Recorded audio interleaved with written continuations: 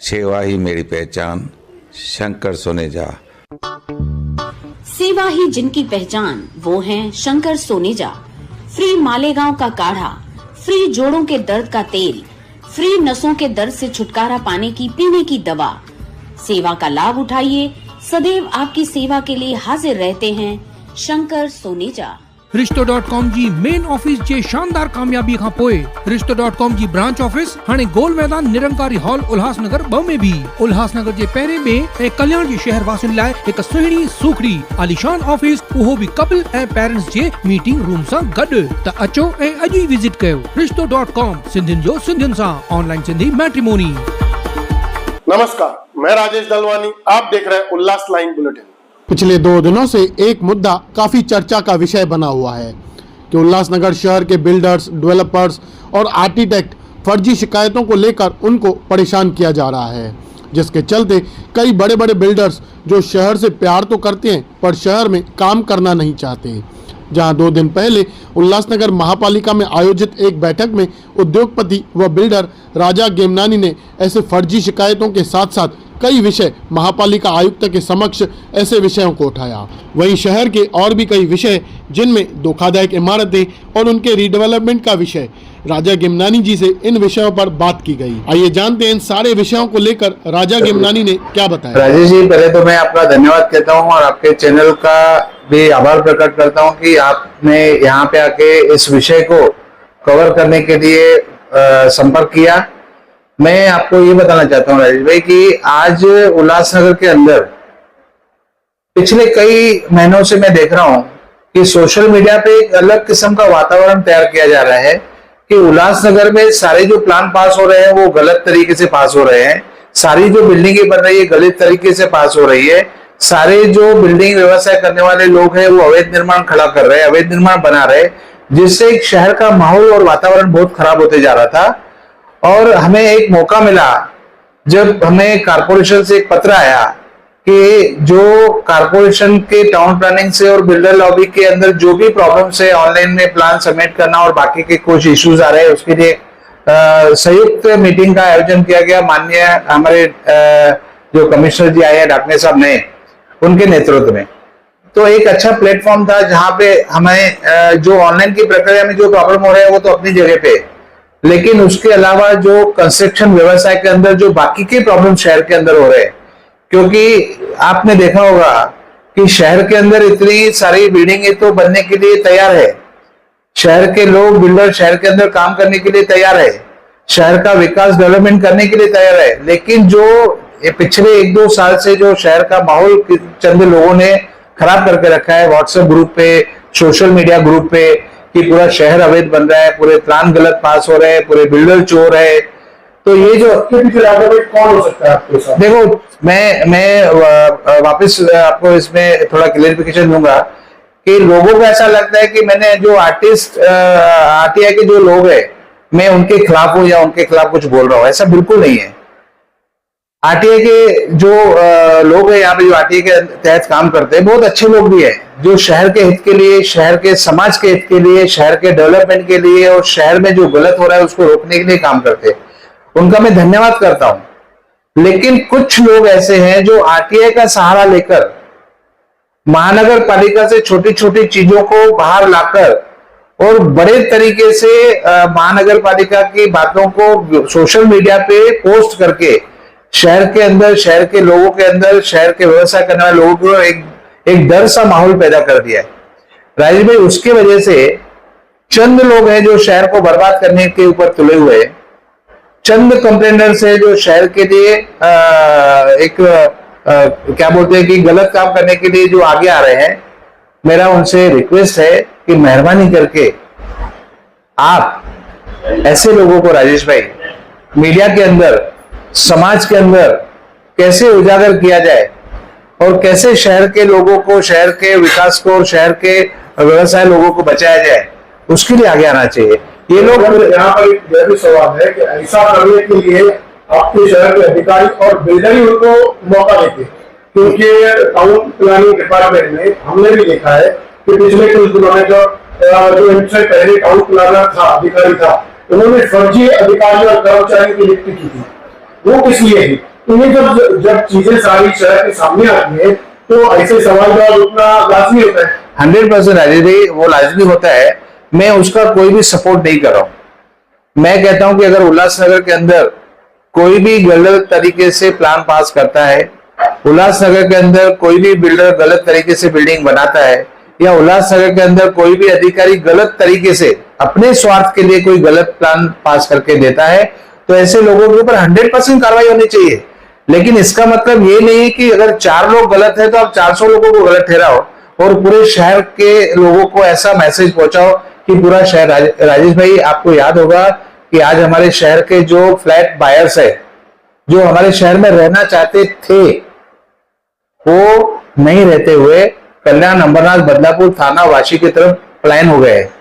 हमारे बिल्डर जो शहर के बड़े बड़े नामी बिल्डर्स है, आपको मालूम है उनके बड़े बड़े ब्रांड्स है, वो उल्लासनगर छोड़ के बाकी शहरों में काम करने के लिए तैयार है। वो नई मुंबई में काम करने को तैयार है, कल्याण में काम करने को तैयार है, अंबरनाथ में काम करने को तैयार है, बदलापुर में तैयार है, और अन्य शहरों में, थाना में काम करने को तैयार है। उल्लासनगर में तैयार नहीं है। उसका रीजन सबसे बड़ा ये है कि चंद लोगों ने शहर को बर्बाद करने का ठेका लिया है, और चंद लोग हैं जो अपने स्वार्थ के लिए एप्लीकेशंस करते हैं, चंद लोग हैं जो आरटीआई का सहारा लेके शहर को ब्लैकमेल करते हैं। बाकी आपको जैसे मैंने 2-4 लोगों से सुना कि जो आरटीआई के लोग हैं उनको ऐसा लग रहा है कि राजा भाई हमारे खिलाफ बोल रहे हैं। मैं बिल्कुल उनके खिलाफ नहीं बोल रहा हूँ। जो शहर के लिए अच्छा काम कर रहे हैं, आरटीआई का इस्तेमाल शहर के विकास के लिए कर रहे हैं, आरटीआई का इस्तेमाल शहर के डेवलपमेंट के लिए कर रहा है, शहर के लोगों को सुरक्षा देने के लिए कर रहा है, शहर में जो भ्रष्टाचार है उसको रोकने के लिए कर रहा है, मैं उनके खिलाफ बिल्कुल नहीं हूं। लेकिन अगर कोई, जैसे आपने बताया कि कोई अधिकारी गलत तरीके से प्लान पास करता है, गलत तरीके से बिल्डिंग बनती है, तो ऐसे लोगों के ऊपर 100% कार्रवाई होनी चाहिए। उसको मेरा बिल्कुल सपोर्ट नहीं है। मेरा सिर्फ विरोध उस चीजों के लिए है जो गलत तरीके से सोशल मीडिया पे पूरे शहर का माहौल खराब कर रहे हैं और सारे बिल्डरों को चोर बोल रहे हैं, सारे अधिकारी को भ्रष्ट बोल रहे हैं, सारे आर्किटेक्ट इंजीनियरों को गलत ठहरा रहे हैं। ऐसे लोगों के लिए मेरा विरोध है। ठीक है ना, 2-4 काम गलत हुए होंगे, 10%, 5%, 15% गलत हुए होंगे, लेकिन अगर आपके शहर के अंदर 80% काम सही भी हुए तो आप उसको उजागर क्यों नहीं कर रहे हो? आप उसको सोशल मीडिया पे क्यों नहीं डाल रहे हो? आप उसकी जो माहिती आपको मिली कि ये काम अच्छा हुआ है तो उसका सोशल मीडिया पे प्रसारित उसको क्यों नहीं कर रहे हो? नहीं, क्योंकि उससे आपको कुछ नहीं आने वाला है। लेकिन एक गलत काम को लेके पूरे शहर को गलत ठहराना, पूरे बिल्डर लॉबी को गलत ठहराना, पूरे अधिकारियों को गलत ठहराना, पूरे आर्किटेक्ट इंजीनियर को गलत ठहराना, ये कहां तक उचित है? आप मुझे बताइए राजेश भाई कि उल्लासनगर के अंदर कितने बिल्डर्स हैं जो शहर के बाहर चले गए? आप भी उस उल्लासनगर में रहते हो, आप भी उस उल्लासनगर से प्यार करते हो, आपको भी इस उल्लासनगर की समस्या पता है। कितने बिल्डर है कि हमारे शहर में विकास करने के लिए रेडी नहीं है?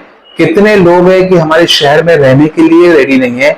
मुझे बताइए, जो आरटीआई का काम कर रहे हैं, जो अच्छे लोग हैं और शहर के सही में भले में लोग हैं, उनका कोई विरोध क्यों करेगा? उसके लिए हमें पीड़ा क्यों होगी? वो तो शहर सुधारक है, वो लोग, वो तो शहर को सुधार रहे। हमारी पीड़ा ये है कि आप कुछ लोगों को अगर आप गिनोगे तो आपको खुद पता चले। आप तो मीडिया का चौथा स्तंभ हो, आपको तो शहर की एक्टिविटी सारी पता है कि कौन से लोग शहर को किस लेवल पे बर्बाद करने के लिए तुले हैं और किस तरीके का वातावरण सोशल मीडिया में घुमा रहे हैं। ऐसे लोगों से हमारे शहर को बचना चाहिए। पूरा शहर गलत नहीं है, सारे बिल्डर चोर नहीं है, सारे अधिकारी भ्रष्ट नहीं है और सारे आर्किटेक्ट गलत नहीं है। जो गलत है उनका हम भी विरोध करेंगे, जो गलत हो रहा है शहर में उसका हम भी विरोध करेंगे, लेकिन सारा शहर गलत है ऐसा नैरेटिव शहर में नहीं घूमना चाहिए। इसके लिए हमारा कमिश्नर साहब को एक रिक्वेस्ट था कि मेहरबानी करके ऐसे कंप्लेनर्स को आप ध्यान दीजिए, जो लोग अपने स्वार्थ के लिए, अपना धंधा चलाने के लिए, लोगों से पैसा हटने के लिए अगर कोई एप्लीकेशन करता है तब तो उसकी भी इंक्वायरी कीजिए। और अगर बिल्डर ने कुछ गलत किया तो आप उसकी भी इंक्वायरी कीजिए। डायरेक्ट आप उसको स्टे दे देना, डायरेक्ट उसकी इंक्वायरी चालू करना, डायरेक्ट उसको हरासमेंट करना, उसका वर्क स्टॉप कर देना। आज करोड़ों रुपए बिल्डर लगा के शहर के अंदर काम करने के लिए आया है। आप 2-2, 4-4 महीना उसका हेरिंग लगाओगे, काम बंद कर दोगे, स्टे दे दोगे तो बिल्डर तो डूब जाएगा और बाद में सत्य पता चलेगा कि इसमें कुछ भी नहीं था। राजेश जी, आज तक महानगर पालिका में टाउन प्लानिंग के अंदर हजारों कंप्लेंट हुए होगी, हजारों के अंदर आपने देखा होगा कि 2-4 अगर प्रोजेक्ट हमने छोड़ दिए जिनके लिए हाल ही में कोई इशू उठे तो उसका महानगर पालिका के अधिकारियों ने उन प्लान को रिवोक भी किया, उनके डिमोलिशन के ऑर्डर भी निकाले, उनके ऊपर कार्रवाइयां भी हुई। लेकिन हजारों कंप्लेंट के बाद में ये 2-4 लोगों को अगर छोड़ा जाए तो कितने सैकड़ों कंप्लेंट थी जिसका कोई तथ्य नहीं था। लेकिन सोशल मीडिया पे शहर के लोगों को हर कंप्लेंट के पीछे ये बताया गया कि ये पूरा शहर गलत है, ये वातावरण ठीक होना चाहिए। और ऐसे अगर किसी को लगता है कि मैं किसी आरटीआई एक्टिविस्ट के खिलाफ बोल रहा हूं तो ये गलत है, उसको ये समझना चाहिए। और पहली बात तो उसको ये खुद समझना चाहिए कि अगर मैं कोई काम गलत कर ही नहीं रहा हूं तो मेरा इशारा उनकी तरफ है ही नहीं। मेरा इशारा उनके तरफ है जो समाज के लिए घातक है, समाज के दुश्मन है, शहर के दुश्मन है, शहर के विकास के दुश्मन है। मेरा उनके ऊपर टारगेट है। अगर कोई अपने ऊपर ले रहा है तो ये उसको अपने अंदर आत्मा के अंदर जाके देखना पड़ेगा कि सही में जो राजा भाई बोल रहे हैं मैं उस लेवल का आदमी हूं या मैं शहर के हित का आदमी हूं। अगर शहर का हित का आदमी है तो उसको ये दिमाग में लेने की कोई जरूरत नहीं है। मैं उनके साथ हूं, जो शहर के हित में है मैं उनके हित में हूं, जो शहर के खिलाफ है मैं शहर के उनके खिलाफ। शहर के अंदर एक हम लोग मुहिम छेड़ेंगे।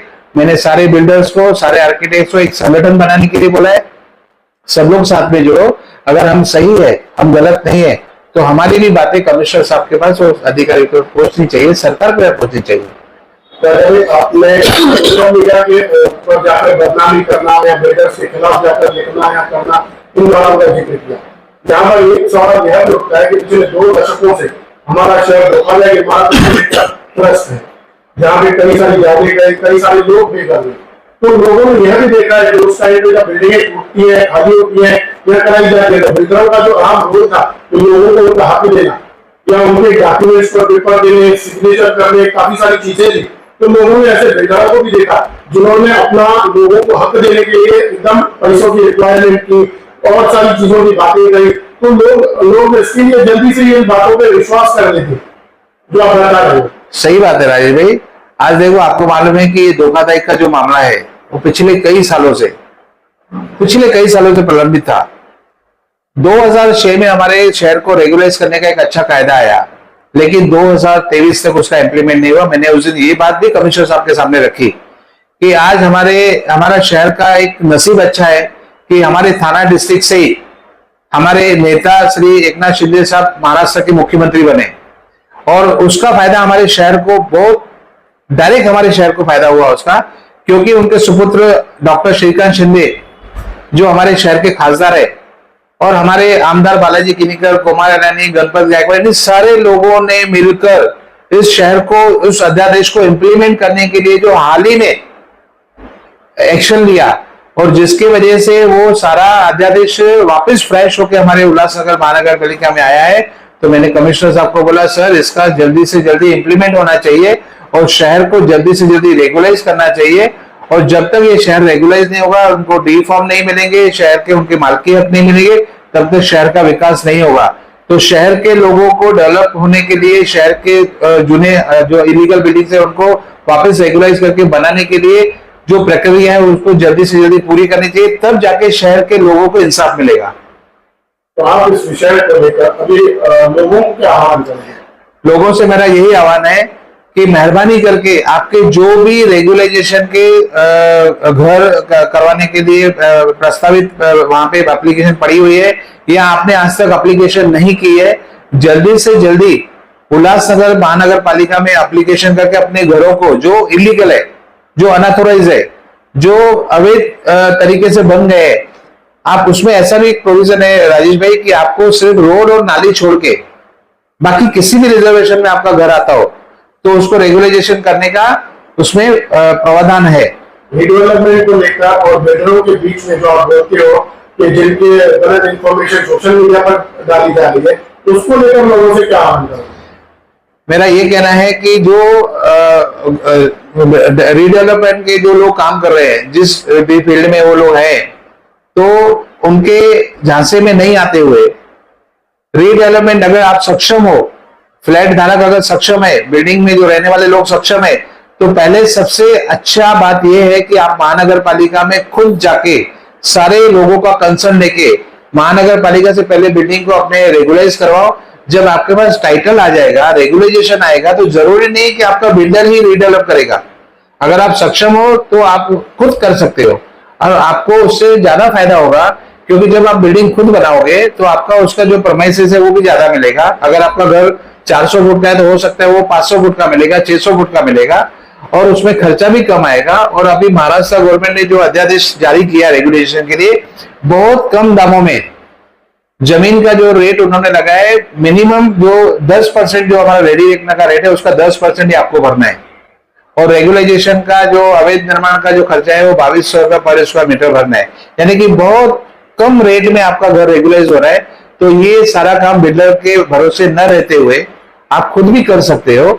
और मेरे शहर के लोगों को अपील है कि इसका फायदा जल्दी से जल्दी दे, या खुद करें या आपको किसी बिल्डर के ऊपर विश्वास है, लगता है कि ये बिल्डर हमारे लिए गलत साबित नहीं होगा और हमारा ये बिल्डर हमारे शहर के लिए, हमारे शहर के लोगों के लिए इसको प्यार है और ये शहर का काम करेगा, ऐसे बिल्डरों को आप रीडेवलपमेंट का बिल्डिंग दीजिए।